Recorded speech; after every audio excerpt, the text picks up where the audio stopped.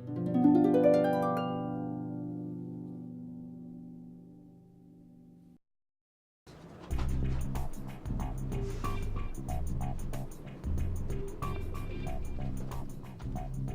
is what we've been waiting for, our next challenge.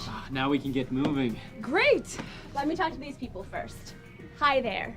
We've heard through the Food Pantry Network that any pantry receiving USDA commodities must allow their clients to choose which commodity foods they prefer.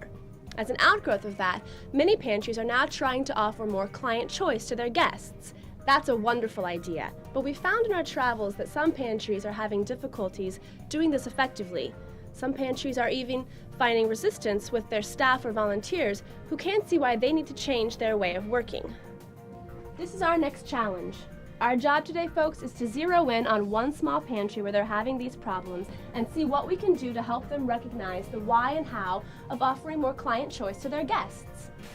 Who are we, you ask? Why, we're the Designing for Choice team. I'm Liz, team coordinator. This is John, our nutrition specialist, and here's Mary. She can advise how to use available pantry space to change it into a super client choice facility. Come along with us and see how we do it. All right. Let's go. Can't wait.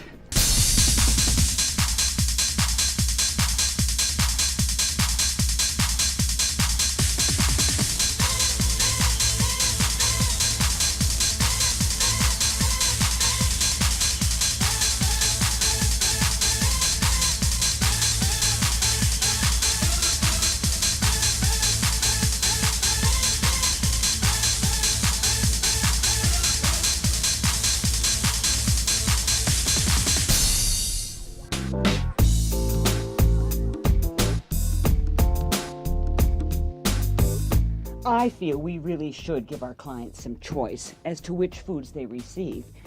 I'm just not sure about this whole idea. We already give them a choice of the USDA commodities that we have, but that should be enough. We really don't have the space or the volunteers to have a complete client choice food pantry. Well, I think the clients should be grateful for whatever food they get. They don't know when they're well off. They don't. They absolutely We don't have enough volunteers as it is, and we certainly don't have the space to make the changes we'd need. Don't be alarmed, ladies. We heard through the food pantry grapevine that you're thinking about offering your clients more of a choice in the food they get from you, but you're not sure how to go about it. Is that right? Yes, but how did you know? We just started talking about it. Well, we have our sources. We're the Designing for Choice team, and we have our ears to the ground to hear which pantries are thinking about offering client choice, but are having difficulties knowing where to begin. I'm Liz, this is John, and this Hi. is Mary. Hi. And our mission is to help pantries go from no choice to full client choice, or at least somewhere in between. John will help with the nutritional aspects, Mary can advise you on the reorganizing of your system, and I'll help fill in the blanks. This is quite a surprise. I'm Rosemary McDonald, the head of the food pantry, and this is my most loyal volunteer, Nancy Potter. Pleased to meet you. Now, why should you offer your clients a choice? We know it's easier to offer them a pre-packed bag of food.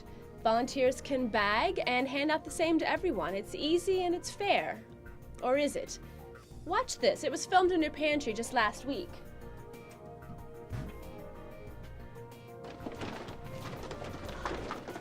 I told that lady that I had high blood pressure and diabetes. I can't eat this stuff. They gave me this bag of flour, but all I have is a hot plate, no stove. This flour is no good to me. I hate to complain when the food they give us really makes a difference. But I wish we could ask for what we need before they give us stuff we can't use. With client choice, problems like these could be avoided. Mary, why don't you help the ladies understand the concept of the client choice facility? Glad to, Liz. Client choice can be as simple as allowing the clients to choose which foods they'd like from the food in stock and having a volunteer get them, or as elegant as a complete client choice grocery store. In the client choice pantry, volunteers can take a more personal role towards clients. They can help someone with a physical disability get through the pantry, or assist someone who can't read to find the foods they want.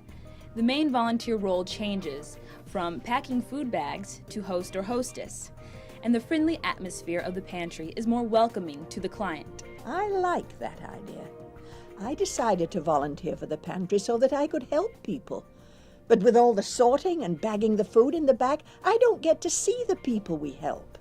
I suppose if we let the clients choose, then it might help them plan their family meals with foods that they'd all like. Well, that sounds very nice. But we have a hard enough time finding volunteers to keep the food pantry open 2 afternoons a week as it is.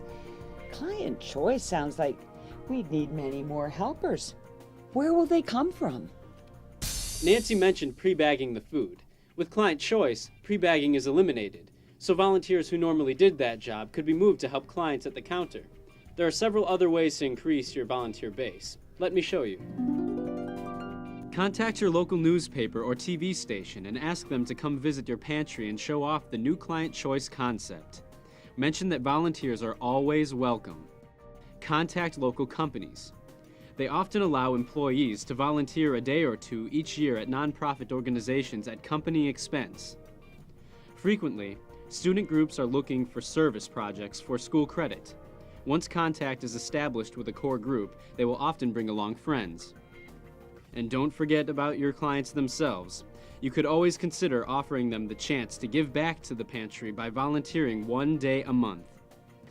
You make it sound so easy, but I suppose it's worth a try to recruit some more volunteers. It's this idea of giving clients a choice that bothers me. Pre-bagging means that we can give them a nutritionally balanced bag. They don't always know what's good for them. Well, let's try a little game. What's your favorite cereal? Granola. Do you have some at home at the moment? Yes, I do. Is there a cereal you dislike? Well, I can't stand oatmeal. Okay, now tell me which canned soup you like and which you don't. Well, I love chicken noodle, but I can't stand clam chowder. Ugh, it's too fishy. Do you have soup at home? Well, I've got chicken noodle, and it's also my husband's favorite. And lastly, cookies. Oh, that's easy. I hate oatmeal, but I love chocolate chip. And I have a bag of chocolate chips at home right now. What would you think if you went to the grocery store and were handed this bag with everything you dislike and had to accept it thankfully? Well, not much, that's for sure. Or, how would you feel if I handed you this bag with everything you like, but that you already have, and I told you that was your allocation for this week? I think I'd feel cheated if I couldn't choose what I wanted or needed. Exactly. We all have our own groups of likes and dislikes. Some people even have problems that could be helped by the correct food or made worse by the wrong food. The lady in the video mentioned that she had diabetes and high blood pressure. Clients with special health problems may need extra assistance in choosing their foods. Some pantries make the healthy choice easier by having lists showing the nutritional contents of foods, like this. They take the nutritional information straight from the cans and packages, and this helps clients find which foods are low in sodium, rich in iron, low in sugar, and so on. Have you thought about asking your clients which foods they'd appreciate receiving? Well, sometimes a client does ask for a specific item, but we can't go out and buy just for one person. Well, here's an idea for these special items. When companies offer to conduct a food drive, suggest that they gather specific foods to supplement the food already carried. People like to know that what they're donating is useful and really needed. Well, we could ask clients when they come in if there's anything special for their diet or their culture that they'd like us to stock. And if the item hasn't been donated, well, we could buy it when we have some extra money in the kitty. That's a good idea. Sometimes we get fresh vegetables from local gardeners. If a client doesn't know how to cook them, like zucchini or squash, That's right. well, they're not going to take them.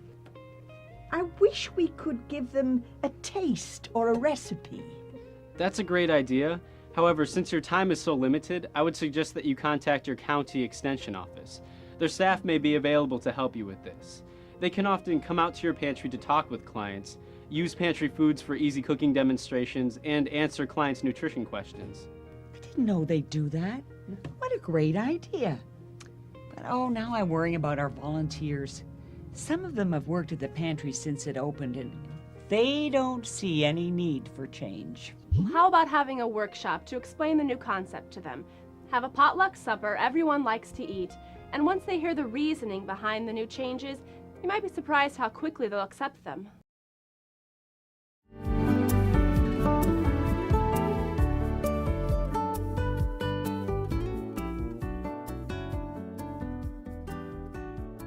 At first glance, you might think a client choice pantry would need lots of space, but it can be done in an area as small as 10 by 15 feet.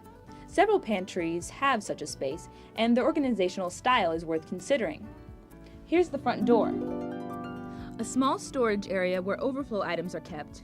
Toilet facilities and lounge for the volunteers are at the back of the pantry. Now for the pantry itself. For example, 1/3 of the space can be used for a reception check-in area with seats for waiting clients arranged around the wall.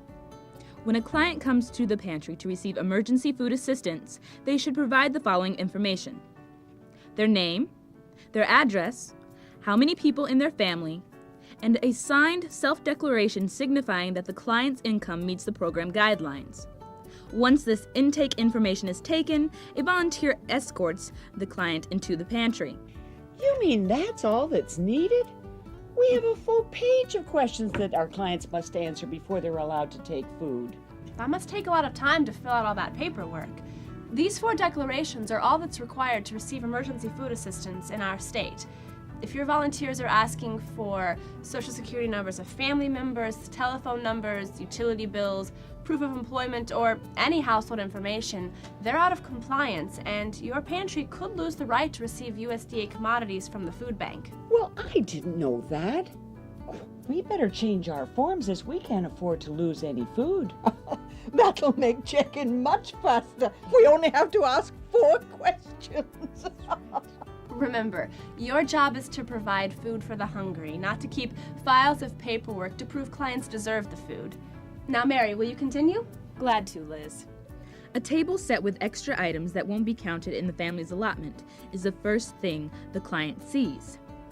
The client can then choose which foods they'd like from each food category on the shelves. As they choose, they place their food on the small table in the middle of the room, and when ready to leave, the volunteer gives them a sack to bag their groceries. Choice doesn't mean the pantry doors swing open and anyone can take whatever they want. There is still the same limitation of volunteer time and the amount of food donated. If you feel your pantry isn't big enough for clients to walk through, we do know of a pantry where they converted their small food storage room into client choice by installing a Dutch half door into the room. Clients stand on one side and point out the items on the shelves that they'd like, and the volunteers do all the rest. Of course, the pantry puts limits onto how much food is available for each family. Clients may have to wait longer in line in this system. However, once they realize they'll receive food that they really can use, they're more patient about waiting their turn. To make it fair to all clients, pantries decide which method of distribution best suits their style, and there are several methods to choose from. We'll look at examples of possible systems, and don't worry, we'll leave all the information with you so you can decide what method will work best for you.